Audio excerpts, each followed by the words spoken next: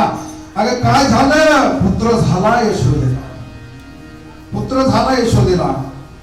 काय असं म्हणल्यावर त्या गोकुळामध्ये गोकुळच्या सुखा अनंत बाळ कृष्ण घरी आनंद नरनारी. आणि त्या आनंदाच्या भरामध्ये गुडिया तोरणे प्रगती कथा गाते गाणे गाणे छंदे मोहिले गोविंदे.